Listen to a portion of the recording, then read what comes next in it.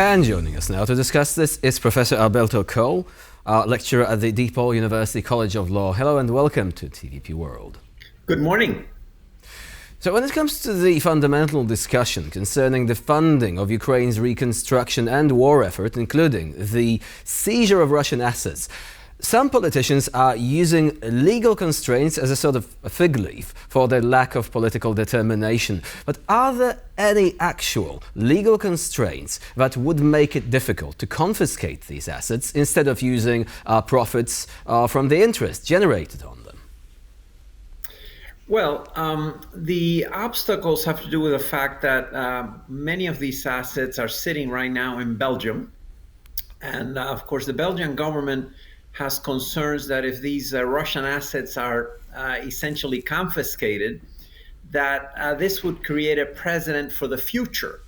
And that in essence, many countries might choose not to deposit their assets or try to run their assets through the Euroclear system based in Belgium. Those are the legal concerns. At a much higher level, what we know is that under international law, much of the damage that Russia has carried out against Ukraine and its material infrastructure is illegal. And under international law, Ukraine is entitled to compensation for this massive damage that Russia has inflicted on Ukraine's civilian infrastructure.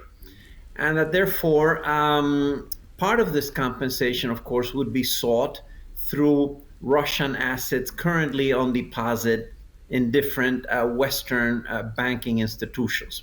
So if you want to look at the higher level of the international legal argument, the fact is Ukraine has a very, very good case because much of the damage it has suffered from Russia has been damage not to its military facilities, but to civilian infrastructure and other civilian facilities, was under international law, Russia is not allowed to target deliberately as it has done.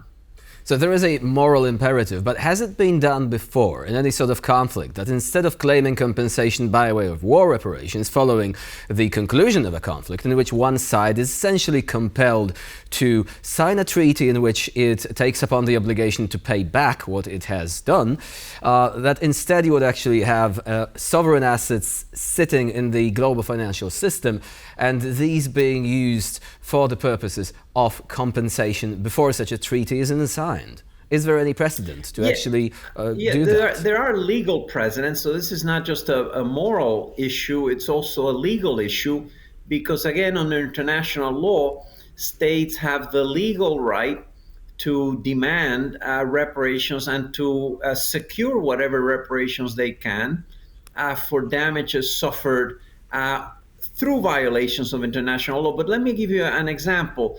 Back in 1978 and 1979, Iran seized several dozen American diplomats as hostages. This was a plain violation of international law. And the United States at the time froze several $1 billion of Iranian assets sitting in U.S. financial institutions. And eventually the United States reached a deal with Iran through which those assets were used to compensate American companies whose property and assets had been seized by the Iranian government.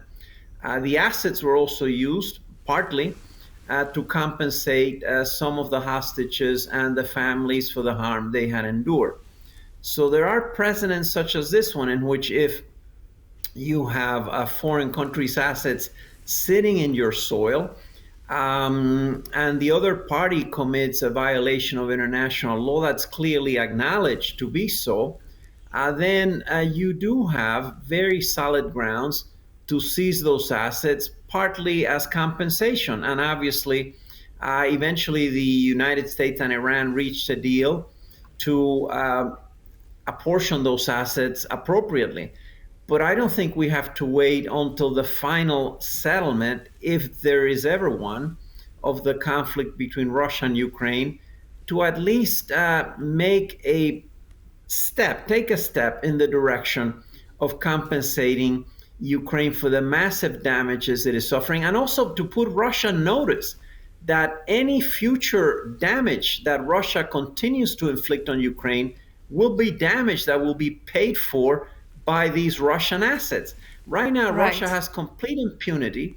It is free to destroy massive amounts of Ukrainian civilian infrastructure. Ukrainian is a victim of this, and Russia feels that it does not have to pay any price.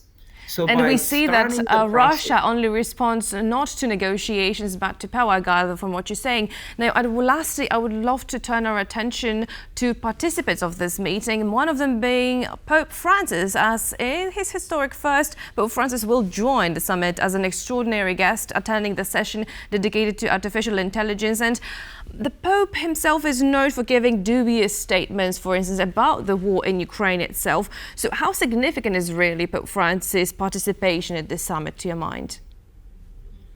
I have great respect, both as a Christian and as a person for the Pope. I have to say, in this particular tragic war between Russia and Ukraine, many of the Pope's statements have not been particularly responsible. The Pope, for example, has at one point, around 2 years ago, basically accused NATO of being the cause of the war in Ukraine.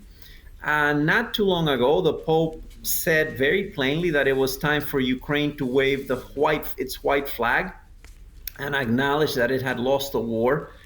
These are not responsible statements. I think there is a very genuine role for the Pope to play in terms of being a genuine mediator, but that requires very careful rhetoric.